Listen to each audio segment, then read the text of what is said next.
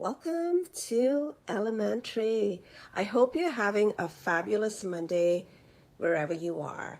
And I'm not sure what you did today, but whatever it is, I hope it was good. So I can't believe we're in March already, and it's kind of crazy, don't you think? I think so. I can't believe how quickly this year is progressing already. So today's topic is money, emotions, the hidden cost of holding on to a home too long. And, this is a topic that doesn't get enough attention. The real cost of holding on to a home longer than you should. And I don't just mean financial costs, there's emotional weight too that is along in the process. So if this sounds familiar, hello CT Mortgages, I hope you're doing well. So why do we hold on to a home for so long? And let's be real, deciding to sell a home isn't just a numbers game, right? Like that's what most people think. Yeah, it's a numbers game, you need to know your numbers. But sometimes, some of the biggest reasons people put this off, stay put, so to speak, and not move is because they don't like, when do you know it's the right time? So let's just talk about this. Like people think, okay, well, these are some of the things that come up, right? Memories from, my kids grew up in this home. Overwhelm. I don't even know where to start. Packing, decluttering, where do I start? Fear of change. What if I regret selling? And, financial uncertainty. So can I really afford to move? But there's a hidden cost to holding on to a home for long, right? While there's financial costs like high repairs, high repair costs such as, bigger ticket items. As you progress through the home, the home gets older, right? So you get to spend money on things like roofs and furnaces and windows, and they can add up pretty fast, right? The other thing is property taxes, maintenance. So if you're in this home, let's say there's only two people, like your grandparents, right? Or your parents are in this home, the kids have left. I mean, think about it that way. Do they really need that much home? And because they're paying so much, and every month they have to pay like clockwork, utility bills, taxes, and those don't get less. They seem to get more by the year. But most importantly, it's the missed market opportunities, like holding on. I mean, there's no perfect time because you have to buy another house and you have to sell your house. So people keep holding on, hoping that something changes, but something could change in the opposite direction too, right? So then number two is the emotional part of it, right? There's a cost for the emotional cost of it, so to speak. Stress and overwhelm people, a house too big. So if you have a big house and all you're doing is spending money to maintain a house, or spending your time to maintain a house, a yard, or clean, it may feel like a burden. It may feel like you're spending more time on this stuff than actually enjoying the property itself. And as you get older, another emotional item is isolation. You find that people feel like their accessibility is less. They feel stuck in their home. They don't get out as much. They don't socialize as much. Decision fatigue. The longer you wait, the harder it becomes. And you get exhausted trying to figure out, where to start, how to make this decision. And then number three is the lifestyle costs. So there's also that cost, which I feel is more important the older you get. Like, okay, when you're young, you've got time, you're doing your thing. But as you get older, you have less time, less freedom, so to speak, because you are spending more time at home doing all of these things instead of really enjoying your life, right? I mean, you've worked hard all your life. Why are you still working hard? And so limited travel and experiences. And when I say that, I mean, like, for example, you may not have enough left over at the end of the month or year to take these vacations, to take some time off, to just enjoy your life because you're too busy paying for a big house. And then missed opportunities for the fresh start. So, I mean, these are all, things that get better. Like, yeah, back in the day, people would move to something that better suits their life, maybe a different style community, maybe a community that offers a little more socialization, or a little more, maybe if you have kids, a kid-friendly community or something to that effect. Like the community, the space, the house, all of them have to fit what you're hoping to achieve. So how do you know that it's time to move? So let me ask you this. So if you're nodding to anything I said, and maybe you're not, maybe you don't fall into this category, maybe your parents fall into this category, but this is a simple gut check that I'm going to give you. Right? If you've nodded to anything I said, your home feels like it's more work than joy. You've thought about moving, and at least once in the last year. You're paying more than you need to on a home that no longer fits you, and you're putting off decisions because you feel overwhelmed, right? So these are some of the things that you may want to take into action and think about. If you answered yes to any of this, then you're not alone. There are a number of people just like you who are, feeling the same way you are. But you've got options. The one option is continue to feel the way you feel and do nothing about it. And the second is you decide you want to do something about it, and you start by looking into it. It doesn't mean it's going to work for you. You start by looking into it. So the next topic I wanted to talk about was spring readiness, and should you list now or should you wait? And typically spring is kind of the biggest and the busiest real estate market. And I say typically because if you've seen anything in the last few years, including this one, it's been quite unique and it hasn't been typical. And so what's happening right now? Well, officially, the spring market is waking up, and mortgage rates are where they are. They're on a decline steadily, longer than most people are anticipating. But after the couple of years of roller coaster, most of those people were waiting for this drop to start to get back into the market. And inventory is slowly increasing, and we're seeing that happen. And, more homes are hitting the market. Demand is strong in some well-priced move-in ready homes. So I'm seeing it's not like across the board cookie cutter. If you're not priced well, you are going to be on the market a bit longer. Buyers are cautious, with affordability being a main concern. Buyers are cautious, and you should be. You should not be extending yourself. The one thing I want to add in here about buyers being cautious.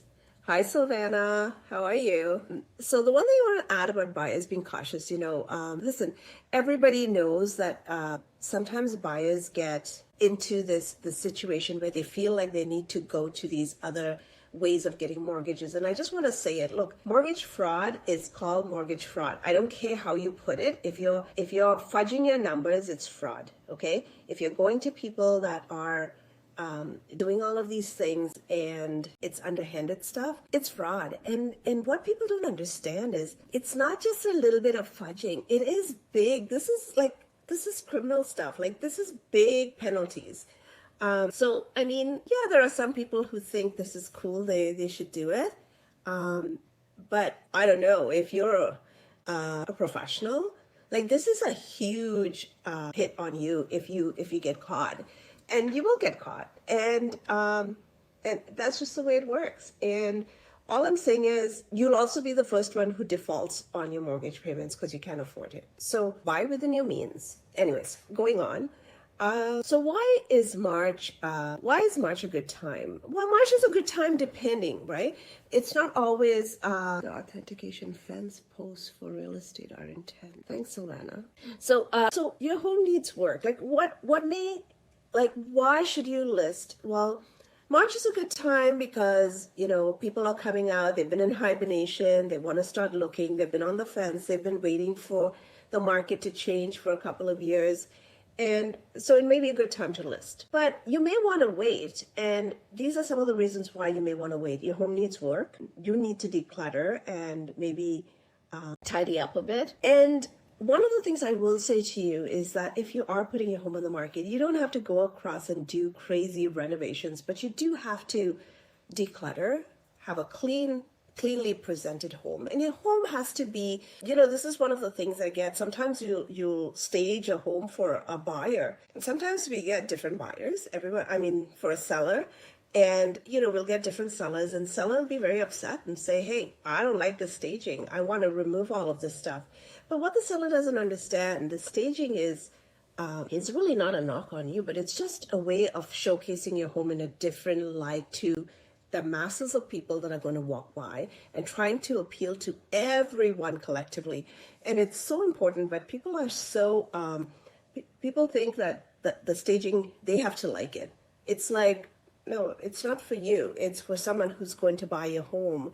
And it will, trust me, it will make a difference. But some people see it and some people don't. So the other thing that you may want to do is, if you have, you may want to, wait a bit if you think you need a little bit of curb appeal and your outside doesn't, it looks drab, and maybe wait till like you can start to do a bit of gardening and showcase your home at its best. But a couple of things that decluttering is of so much importance. And if you are interested in decluttering, contact of mine is actually doing a 7 o'clock live today.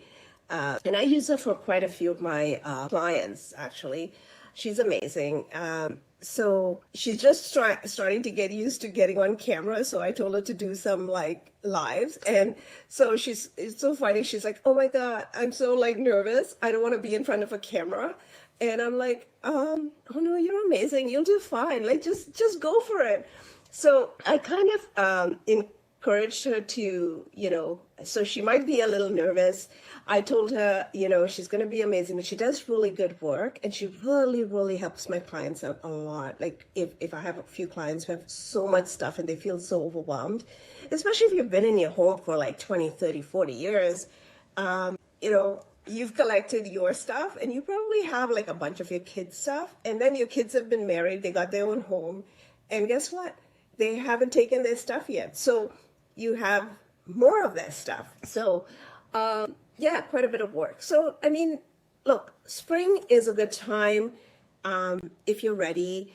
If you're not ready, it doesn't matter what time it is. When you're ready, you're ready. But you have to get moving. Like, you can't just sit there and expect someone's going to bibbidi-bobbidi-boo it, right? So, look, if you need help, you need help. Ask for help. And it might just happen for you. But so then moving on to the market and what the market is doing. And the market's been doing what the market does. I think there are, in Ontario, in Toronto, the condo market is so saturated.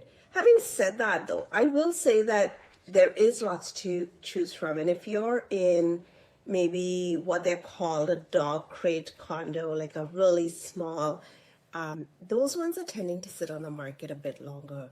If you're in a little bit of a bigger space, those ones are moving faster. But you have to be priced. This is not a time for being overzealous and thinking you're going to get, more than the asking per square foot on those Toronto condos. We actually just sold a property for one of my clients that just went on. It was it was funny because we listed and we had a good price. And then we got this other home that came on a couple floors higher, the other condo, and undercutting, like totally like below. And so, well, my client ended up getting a offer because, it sold pretty quick, I would say that. And, it sold in like not even 2 weeks. Like, she got an offer in the whole 9 yards. But it was strange because we got this other condo that listed like a couple of days later, and it was so strange because it was it was exactly the same floor plan and just different, and that one was much better. It had like much nicer finish, little different. But I was like, oh my goodness, like what is my luck? Tell me, what are the odds that this one comes on the market and then they take a low price and undercut us and mess us up totally?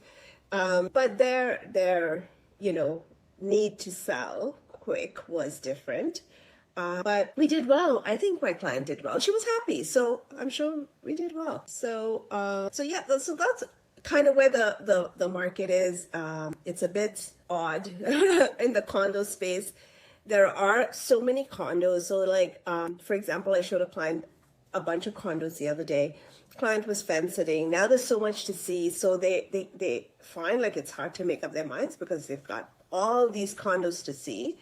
And I mean, and so, and then the agent is calling me going, oh, why don't you put an offer in? Like, we'll promise you we'll do a good deal. Like, it's pretty intense in the condo market, I think. And I think, a lot of the investors want out because they have no appetite the, for the rental piece of it. However, real estate is for buying and holding. And, you know, you can't really, it's hard when you're trying to sell when the market, like when there's so much on the market. But if you're trying to sell at a good time, then you're going to get the sale.